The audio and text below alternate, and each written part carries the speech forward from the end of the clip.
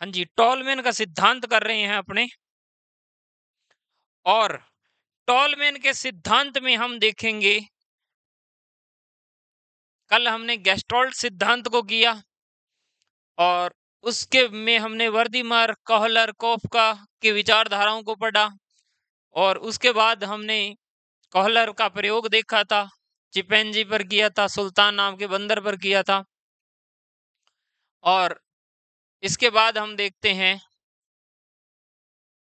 ठीक है, टॉलमैन का जो चिन्ह अधिगम का सिद्धांत है उसके बारे में चर्चा करेंगे। ये नहीं हुआ था ना, थोड़ा सा ही हुआ था, ठीक है।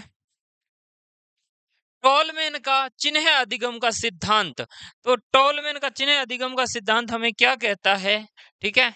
तो इसका एक तो पहले नाम ध्यान रखना है, टॉलमैन्स थ्योरी ऑफ साइन लर्निंग। और ये कहाँ के थे? अमेरिका के मनोवैज्ञानिक थे, ठीक है जी, इनका थोड़ा सा ध्यान रखना। अमेरिका के थे। आने वाले समय में आप भारत के बारे में भी पढ़ोगे, क्योंकि आप लोग यहाँ से पढ़कर, ठीक है, बड़ी यूनिवर्सिटियों में जाओगे, वहां पे प्रोफेसर बनोगे और उसके बाद में मनोविज्ञान में आप भी अपनी विचारधाराएं दोगे, तो आपके भी नाम आएंगे मनोविज्ञान के अंदर, ठीक है। खुद भी हंस रहे हैं,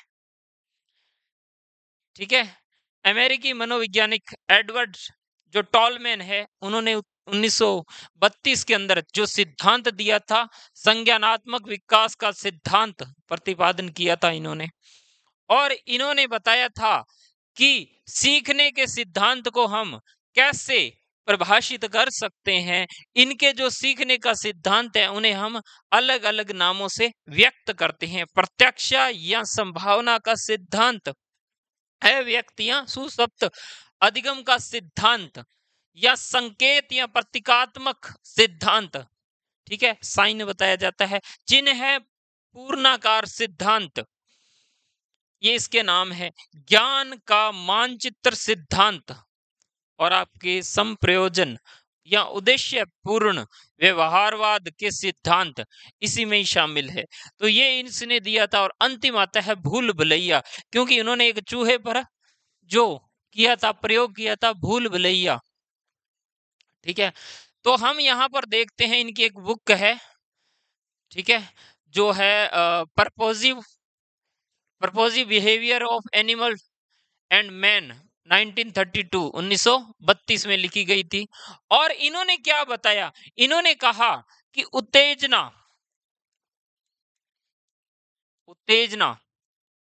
और क्रिया, उत्तेजना और क्रिया अर्थात प्रतिक्रिया के माध्यम से व्यक्ति की जो सीखने की गति है,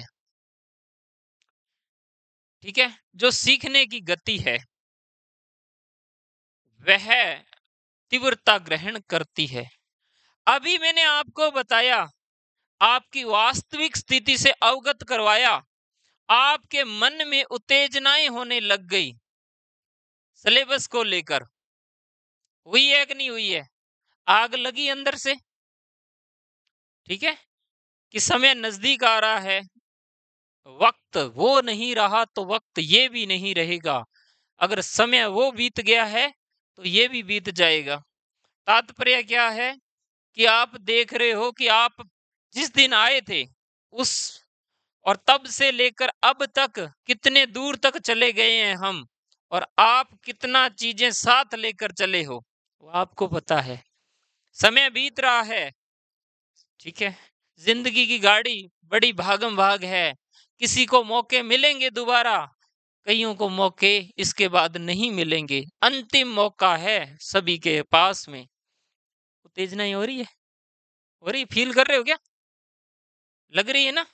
यही है, उत्तेजनाओं और प्रतिक्रियाओं के माध्यम से सीखा जा सकता है संज्ञानात्मक। यहाँ पर आपके पास उत्तेजना भी होगी, प्रतिक्रिया भी होगी, और इसके साथ संज्ञानात्मक क्षेत्र के सिद्धांत को आप इकट्ठा करके टॉलमैन के सिद्धांत को समझ सकते हो। ये बताता है, जो पहले उत्तेजना और प्रतिक्रियाओं को महत्व दे रहे थे, इसके बाद जो आए वो संज्ञानात्मक को महत्व दे रहे थे। टॉलमैन कहता है भाई साहब आपको है ना उत्तेजना प्रतिक्रिया के साथ में आपको, ठीक है, टॉलमैन टॉलमेन ने यहाँ सिद्धांत दे दिया, आपको संज्ञानात्मक क्षेत्र का भी मिश्रण करके चलना पड़ेगा। आप एक सब्जेक्ट पढ़ के सिलेक्शन नहीं ले सकते हो। अगर एक सब्जेक्ट का पढ़ोगे तो पंडित बनोगे, सिलेक्शन नहीं होता। ठीक है, आपको सभी चीजें थोड़ी थोड़ी थोड़ी थोड़ी थोड़ी थोड़ी थोड़ी थोड़ी का मतलब ये नहीं है कि एक उधर से पढ़ लिया एक उधर से पढ़ लिया। तात्पर्य आप सभी विषयों को साथ लेकर चलना पड़ेगा।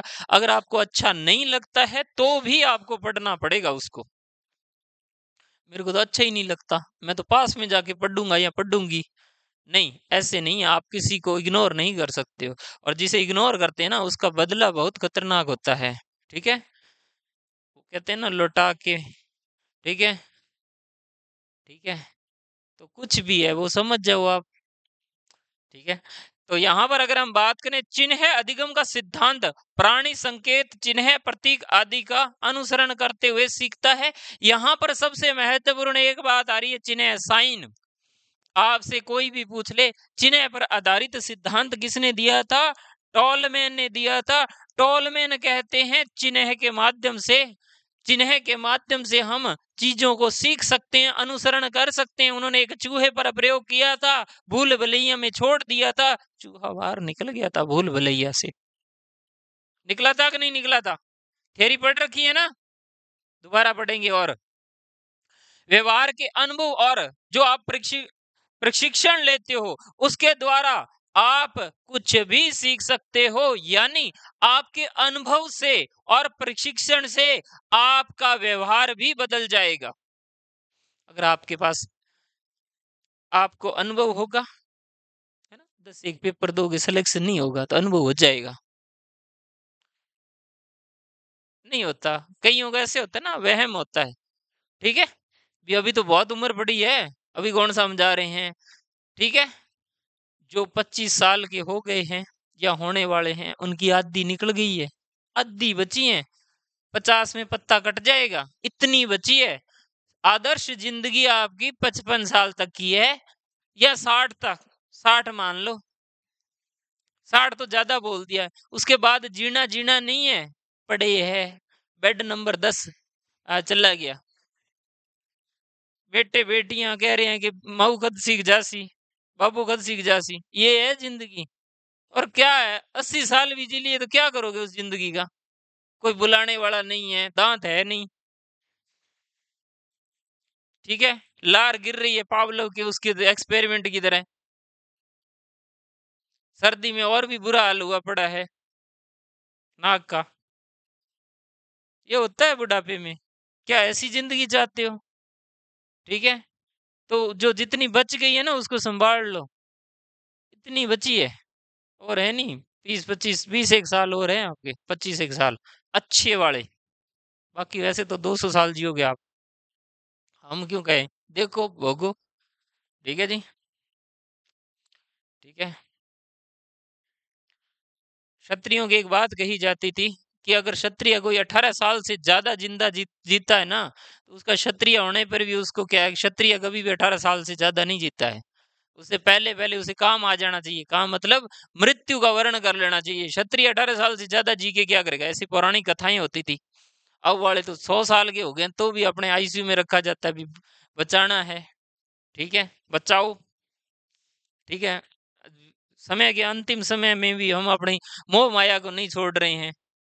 ठीक है, तो संभाल लो, और ये मौका है, इसको जाने मत दो 2025 को। ठीक है, बाद में फ्री पड़े रहोगे। टोलमैन मानते हैं अनुभव अनुभव हो चुका है, आपने क्या करना है क्या नहीं करना है, प्रशिक्षण प्रैक्टिस कर रहे हो, रात के 2 बजे भी पढ़ रहे हो, क्योंकि उन्होंने देख लिया है कि हम उस चीज को कैसे सुधार सकते हैं। आप में से कई ऐसे भी है 2 3 बजे तक पढ़ रहे हैं, पता है क्या आपको? कोई है ऐसा जो रात्रि में 2 3 बजे तक पढ़ता है? आप पढ़ते हो? और कोई है? या मेरे जैसे सारी रील्स ही देखते हो? रील स्टार हो क्या? नहीं हो, पढ़ते हो क्या? ठीक है, ये कोई भर्तियों का विज्ञापन लगा दिया रे, छोड़ दो उसको। ठीक है, विद्यार्थी जीवन में निद्रा है ही नहीं। ठीक है, इतिहास गवाह है ज्यादा सोने वाला कभी सक्सेस नहीं हुआ, कम सोने से कभी नहीं मरा कोई, कोई नहीं मरा। ना कम सोने से कोई मरा है, ना कम खाने से मरा है। कई कह रहे सर एक टाइम ही खाना खा रहे हैं, तो क्या हो गया, बढ़िया बात है ना। ठीक है, भाव 3500 के है, बढ़िया बात है। इसके बाद इसकी कमी मिड डे मील में पूरी करना, कौन रोकेगा आपको। ठीक है, लौकी मंगाना, छाछ मंगाना, उनसे कुछ भी करवाना, वो भी निकलवा लेना चाहिए, कोई दिक्कत नहीं है। ठीक है जी। टोलमैन मानते हैं कि ज्ञानात्मक जो मानचित्र होता है, निरूपण सिद्धांत में प्राणी संज्ञानात्मक योग्यताओं के सहारे संपूर्ण परिस्थितियों को मानसिक मानचित्र बना लेता है। जब टोलमैन कह रहा है कि जब किसी चीज के बारे में अगर उसने समस्या का समाधान करना है या सीखना है, उस सभी का वो अपने मस्तिष्क में सारी परिस्थिति का मानचित्र तैयार कर लेता है। जैसे आप लोगों ने मानचित्र बना लिया है, मैंने किस तारीख को क्या क्या कब कब कैसे कैसे करना है, बना लिया ना। का कभी अभी सोच रहे हैं कि क्या कौन सा बनाना था। ठीक है, सारी रात रामायण पढ़ी, सुबह उठ के पूछ रहे हैं कि सीता कौन थी। ठीक है ना, ये भी नहीं हो जाएगा। ठीक है, मैं पिछले 20 मिनट से वही बोल रहा हूं। ठीक है, टॉलमैन ने ये बताया, आप पुरस्कार देकर इस सिद्धांत पर, ठीक है, पुरस्कार देकर किसी भी व्यक्ति को सिखा सकते हैं। आप किसी को दंड के अनुबंध के प्रतीक के रूप में हैं, अगर आप गलत करोगे आपको दंडित किया जाएगा।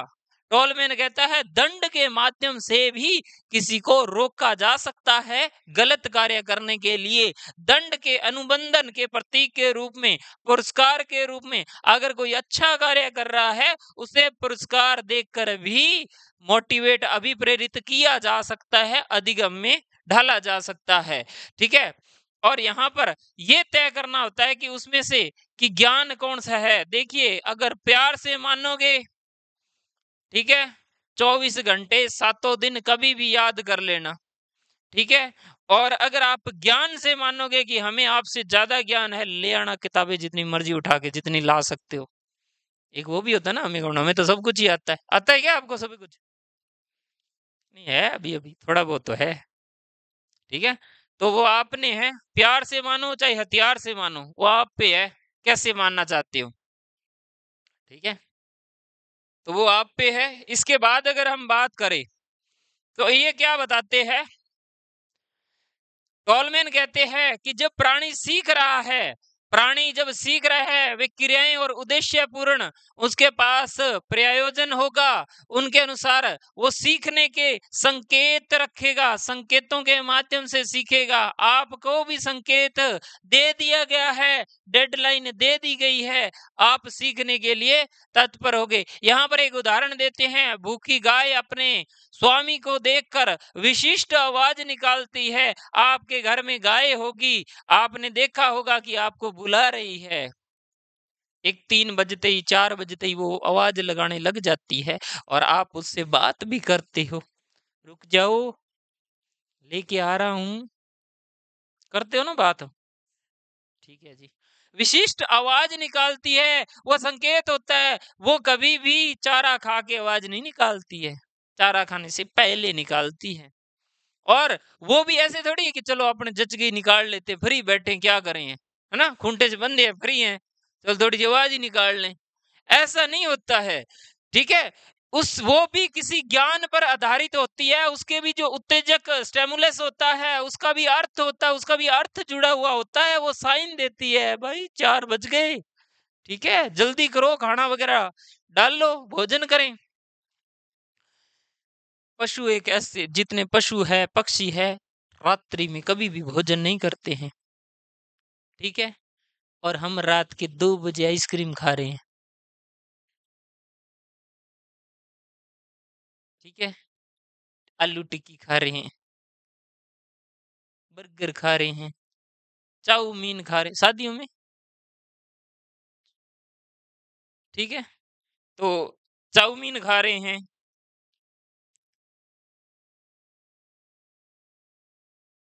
जाते वक्त, है ना, कॉफी भी साथ लेके जा रहे हैं, गाड़ी में जाते वक्त पियेंगे। ठीक है, हम तो पशुओं से भी गए गुजरे बंदे हैं। ठीक है, तो जब चीज सीखी जाती है उसके पीछे उत्तेजक स्टेमुलस जुड़ा होता है। गाय का रंबाना दौड़ना यांत्रिक क्रिया नहीं है, वर्ण किसी ज्ञान पर आधारित है। उत्तेजक में अर्थ यह नहीं जुड़ा रहता कि किस प्रकार से प्रतिक्रिया, यहाँ पर यह बताया कि उत्तेजक में अर्थ नहीं जुड़ा रहता है तो किसी भी प्रकार की प्रतिक्रिया नहीं होती है। यहाँ पर जो कार्य करेगी, जो अनुक्रिया करेगी, उसका अर्थ होगा। ठीक है, अगर दुधारू पशु है तो वो दूध के लिए कहेगी। ठीक है, गाय है, आपकी बकरी भी है, चाहे भेड़ें हैं, ठीक है, तो वो सभी के उस श्रेणी में आते। भैंस है, भैंस को कैसे छोड़ सकते हैं, वो भी नाराज हो जाएगी। ठीक है, और भैंस तो बुलाती भी है। भैंसे हैं क्या, उनसे पूछना, शाम को बात करना। ठीक है जी। टॉलमैन ने बताया है अव्यक्त अधिगम भूल भुलैया प्रयोग चूहों पर किया, पुरस्कार प्रत्यक्षा बंदरों पर भी किया। बंदरों को आपने देखा होगा रील्स वगैरह में, बंदरों को दिया जाता है कोई चीज, वो लेके खा रहा है, फिर वो अलग अलग कर रहा है। जैसे अगर हम देखें, ठीक है, वो नृत्य भी करता है ना, पंजाबी गानों पे करता है नृत्य। ठीक है, और उसके अलावा, ठीक है, कभी कभी 8 बजे वाला पेय पदार्थ भी पीते हुए आपने देखा होगा। ठीक है, उसे आनंद आया, उसे क्या मिला, पुरस्कार मिला।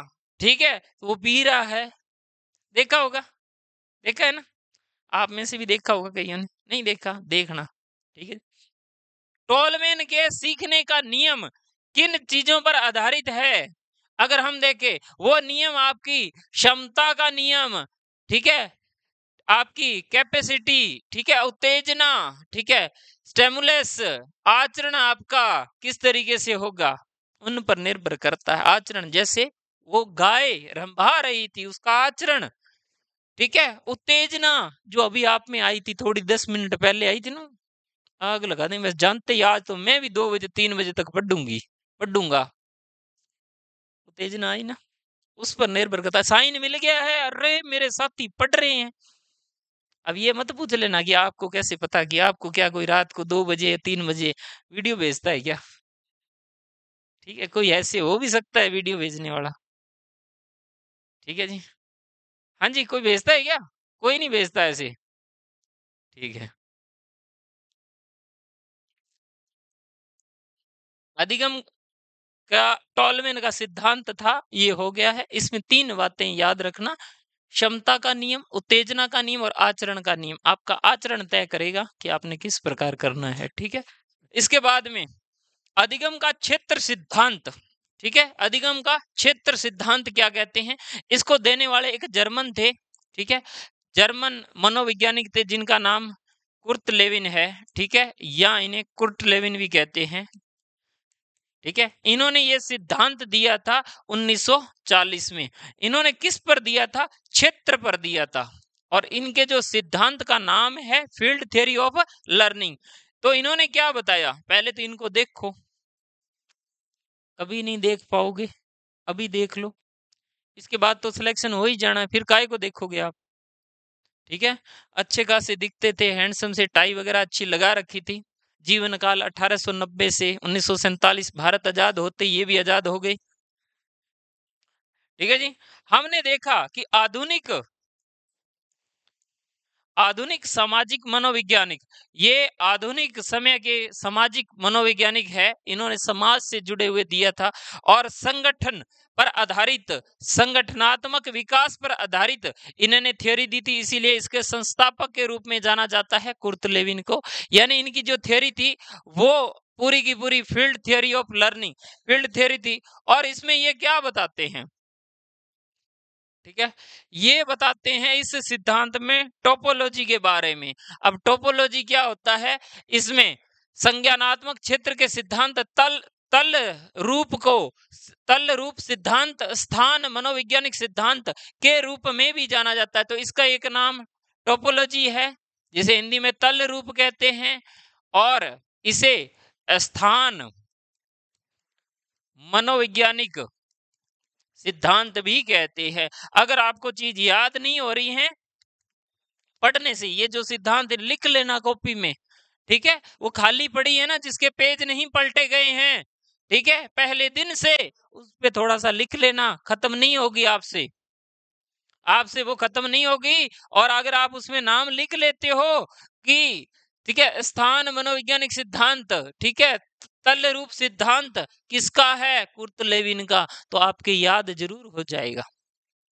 ठीक है जी, तो वो जो आपके पास में है उसको लिख लेना, खोल लेना, ठीक है, प्रयोग कर लेना। खरीद के लाए थे ना पहले दिन, ठीक है।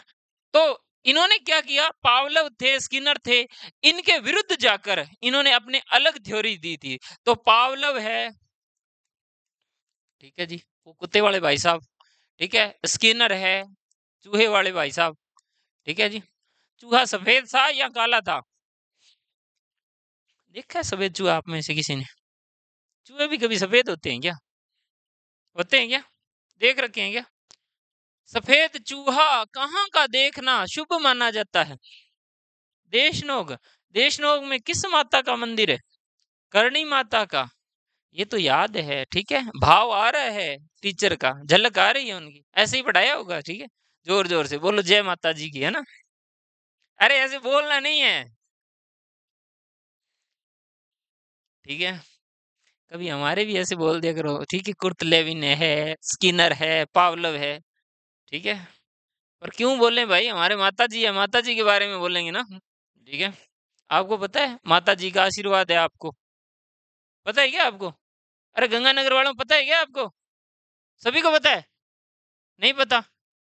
नहीं पता? अरे कोई बताएगा क्या आशीर्वाद है यहाँ के? अब ये आंधी तूफान ये वाला दे रखा है, और क्या है? अकाल नहीं पड़ेगा, बस यही है, और कुछ? हाँ जी, कुछ और कोई बताएगा जी? किसी को नहीं पता? बड़े आप हो ना, एहसान फरामोश हो, ये आशीर्वाद ले रखा है।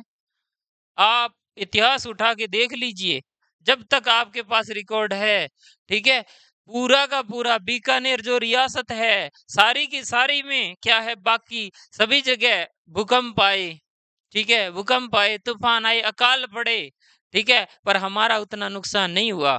गंगानगर जिंदा है अपने दम पे, ठीक है।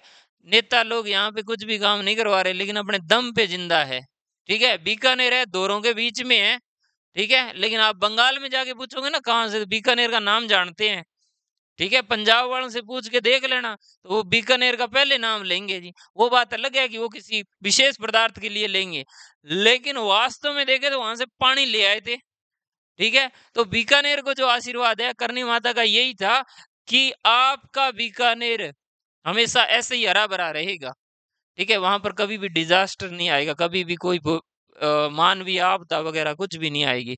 आप देख लो, अकाल कहीं पड़ता है तो बता लो, कुछ नहीं होता, जबकि ये रहने लायक जगह नहीं है गंगानगर। यहाँ गर्मी भी सबसे ज्यादा, सर्दी भी सबसे ज्यादा, ठीक है। इसीलिए अपने माता जी को याद रखना जरूरी है, कि काबा वाली, है ना, काबा है ना उनके पास में सफेद, ठीक है जी। जाओ तो कभी माता जी के दर्शन करके आना, ठीक है जी। चमत्कार भी है, चमत्कार भी है, किसी को अगर शंका हो तो देख लेना, ठीक है जी। एक बीकानेर पूरे, एक किस्सा है कि बीकानेर के अंदर क्या है, प्लेग फैल जाता है, और बीकानेर जिले के अंदर सिर्फ एक देशनोक ऐसी जगह जहां पर प्लेग नहीं फैला था,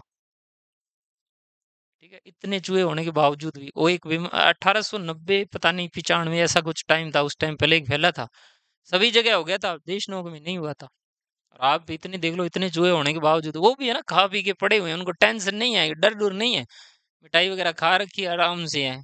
आप जैसे कहते हैं सेल्फी लेते हैं, सेल्फी लेते हैं, ठीक है, उन्हें कोई फर्क नहीं पड़ता, वीआईपी है वो, ठीक है, कोई सेल्फी लो कुछ भी लो उनका। इन्होंने बताया, लेविन ने बताया, भय लक्ष्य अवरोध के प्रमुख तत्व है जो किसी व्यक्ति के लक्ष्य प्राप्ति के लिए अवरोध को पार करना आवश्यक है। यहाँ पर बताया है, आप भय के माध्यम से सीखोगे, लक्ष्य के द्वारा सीखोगे, अवरोध आपके जीवन में बाधाएं आएंगी, तब तब आप सीखोगे, आपके जीवन के अंदर लक्ष्य दिखाई देगा। लक्ष्य अगर आप गोल सेट कर लेते हो तो भी आप सीखोगे। आपको भय होगा बेरोजगारी का, ठीक है, तानों का, ठीक है, कुछ भी हो सकता है, भय वगैरह से भी सीखेगा। अवरोध, जैसे लक्ष्य को प्राप्त करना आसान हो जाता है। अवरोध मनोवैज्ञानिक व भौतिक हो सकता है। अवरोध हो सकता है आपके परिवार के लोग रोके मानसिक रूप से। अच्छा, आप कर लोगे निहाल, अब लग जाओगे क्या? ठीक है, बन जाएगी मास्टर नहीं तुम। ठीक है, हो सकता है आपको पैसे की तंगी आ जाए। ठीक है, वो तो आ ही नहीं रही है। ठीक है, हमने एक दिन स्टेटस लगाया था तो किसी मास्टर ने कहा था हमें कि पैसे के बगैर कुछ नहीं हो सकता। हमने करके दिखाया है। ठीक है, पैसे के अभाव में किसी की पढ़ाई नहीं रुकेगी। रुकी है तो बता दो। ठीक है, रुकी है तो बता दो, आप बैठे हो। इसके बाद हम बताते, ये हमने नहीं किया, ये माध्यम है करवाने का, प्रकृति का। प्रकृति ने करवाया, हमने कुछ नहीं किया। कहीं कह दोगे हमने किया, हमने कुछ नहीं किया। सीखना अधिगमकर्ता की पृष्ठभूमि विश्वास और मनोवृत्तियों को प्रभावित करती है। जब अपने सीखते हैं किसी चीज के, जब सीखने वाली उसकी पृष्ठभूमि कहाँ से आता है, ये भी निर्भर करता है। आपकी पृष्ठभूमि क्या है? ठीक है, एक बालक, एक बालक जिसे हजारों सालों से जिसके पूर्वज प्रताड़ित थे, जिसे पढ़ने नहीं दिया गया, ठीक है, और उसने अपने बाधाओं को अपनी शक्ति बना लिया। ठीक है, और एक भारत का, वर्तमान भारत का शक्तिशाली व्यक्ति उसके बारे में एक छोटी सी टिप्पणी कर देता है, 24 घंटे नहीं लगते हैं, घुटनों पे आ जाते हैं, बिल करके माफी मांगने लगते हैं। ठीक है, वो क्या, जब उन्होंने चीजें सीखी थी तो उन्होंने सब चीज त्याग दी थी, और उस बंदे का नाम था डॉक्टर बाबा साहेब अम्बेडकर। ठीक है, तो 24 घंटे के अंदर अंदर ही क्या है, घुटनों पे आ गए वो। और कौन आ गया वो आपको भी पता होगा, नहीं है तो आपने जान के क्या करना है। ठीक है जी, जो कहते थे कि हम ही सब कुछ हैं। ठीक है, और बाद में पता चला कि गलती पंगा ले लिया, और वास्तव में सही रहा कि 24 घंटे में अकल आ गई। ठीक है, नहीं तो पतन निश्चित था, क्योंकि उनके पीछे, ठीक है, कोई भी वर्ग है, महिला शक्ति है, चाहे पिछड़े है, वंचित है, कोई भी, सारे के सारे वर्ग खड़े। और सबसे बड़ी बात, आजकल के पढ़े लिखे लोग, अब लोगों को जाके पता चला है पढ़ना क्यों जरूरी है।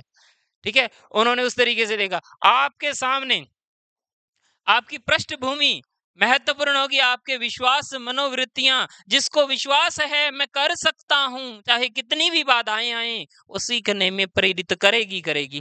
और एक भले ही आपको त्यार तूर नवा धोआ के कितना मर्जी भेज दे, यानी घोड़े को तालाब तक लाया जा सकता है, पानी पीने के लिए विवश नहीं किया जा सकता है। आपको कूट पीट के कोचिंग तक तो भेजा जा सकता है, लेकिन यहाँ आके आप चाय पीते हैं, ठीक है, छल्ली खाते हैं, अरे ठीक है, मूंगफली खाते हैं, ये करोगे, हमें सिखाओगे, ये भी तो होता है ना।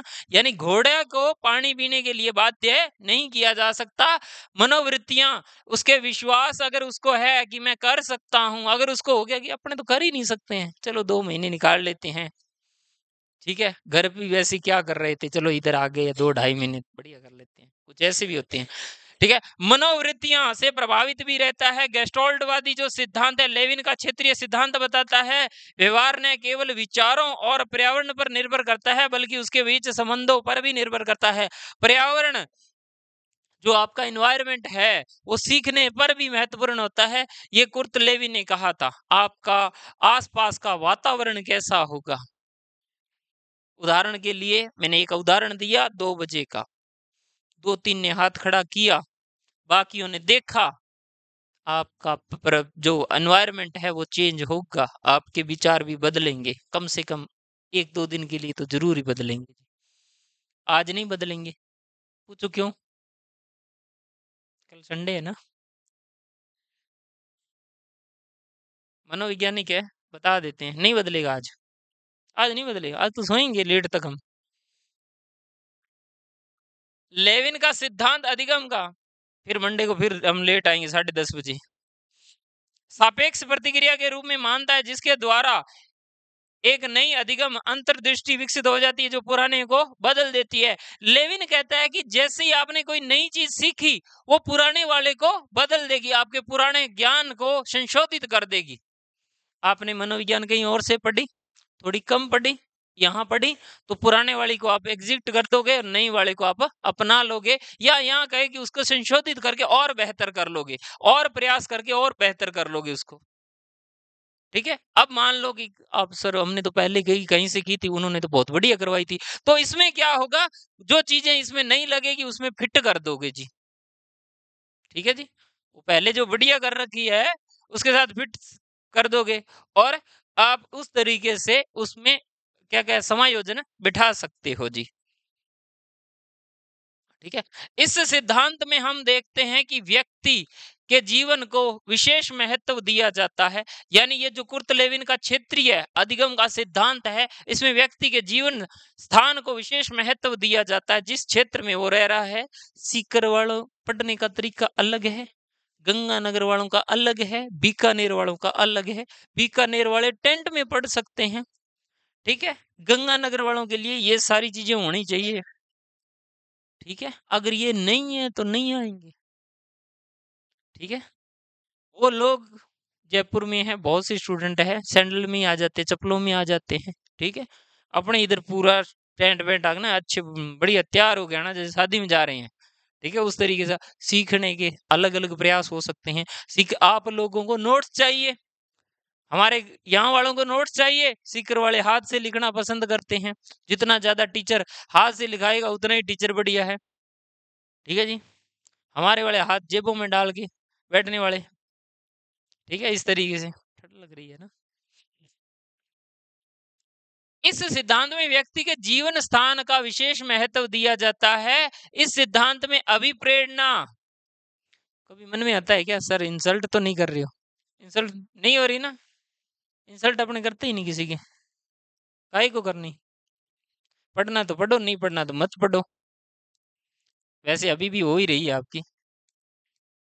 अभिप्रेरणा, मोटिवेशन, अभिप्रेरणा के माध्यम से, प्रत्यक्षीकरण के माध्यम से सामूहिक क्रिया को बल दिया जाता है और गतिशीलता को विशेष लक्षण में बताया जाता है। आप किसी इस सिद्धांत के अंदर मोटिवेशन जरूरी होता है, आपको प्रत्यक्ष चीज दिखाई जाती है और उसके बाद में समूह रूप से क्रिया की जाती है, वो इस चीज में सीखने में महत्वपूर्ण है। किस चीज में? क्षेत्रीय अधिगम सिद्धांत में महत्वपूर्ण होता है। यह सिद्धांत किन विषयों पर काम करता है? यह भौतिकी गणित के क्षेत्र को लेकर, इस यानी भौतिकी और गणित से क्षेत्र सिद्धांत को लेकर मनोविज्ञान में प्रयुक्त किया जाता है या किया गया था। फिजिक्स से आया, फिजिक्स को बोलते हैं भौतिकी। मेरे मुझे लगता है कि मेरे मेरे से भी आपकी खराब है, ठीक है। तो हम देखते गणित से ये सिद्धांत क्षेत्र सिद्धांत को लेकर मनोविज्ञान में प्रयुक्त किया गया था। इसके प्रतिपादक अगर देखें मनोवैज्ञानिक विचारधारा को जो स्थित रखते हैं, ठीक है, इसे टोपोलॉजी कहते हैं या टोपोलॉजिकल कहते हैं इस थ्योरी को, ठीक है। इस सिद्धांत में हम देखते हैं बहुत सी अवधारणाएं जुड़ी होती है। जैसे लेविन ने इसमें क्या बताया, टोपोलॉजी को प्राप्त अवधारणाओं को बहुत अधिक निर्भर करता है। जैसे उच्च गणित की एक शाखा जो वेक्टर विश्लेषण व्यवहार में विषय में गणितीय विचार को प्रस्तुत करती है। यानी कुल मिला के यह कि एक ये क्षेत्र अधिगम पर आधारित है, गणित और भौतिकी विषय से इसको लिया गया है, इसको मनोविज्ञान में ढाला जाता है। यानी क्षेत्र महत्वपूर्ण रहता है क्योंकि इसमें व्यक्ति के जीवन स्थान को विशेष महत्व दिया जाता है। इसके बाद अगर हम बात करें, ठीक है, इसके बाद अगर हम बात करें, लेविन यहाँ क्या कर रहे हैं, अपनी लोकप्रिय किताब, और किताब को अब आप लोग पढ़ोगे जी, पढ़ना नहीं आता, चलो छोड़ो, नहीं आता तो दिखाई नहीं दे रही है।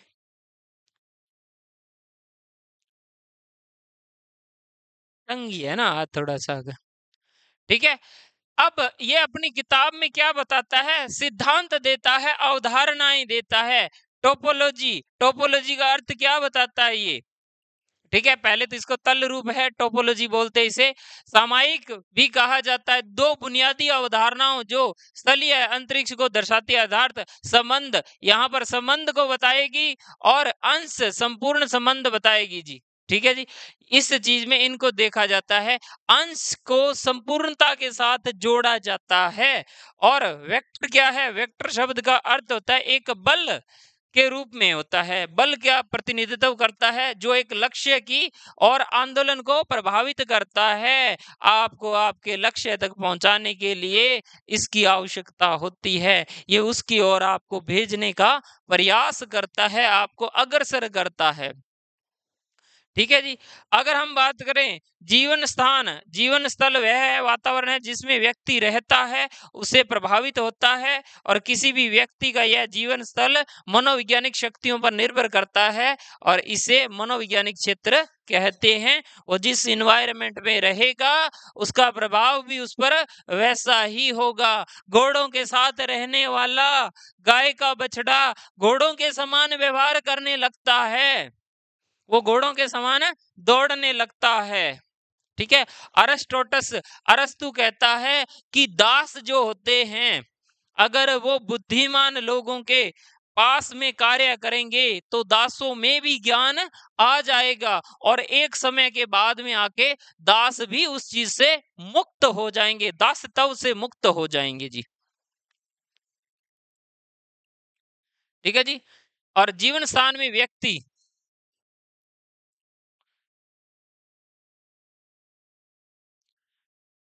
ठीक है जी, बाकी थोड़ा कल करेंगे जी। Thank you.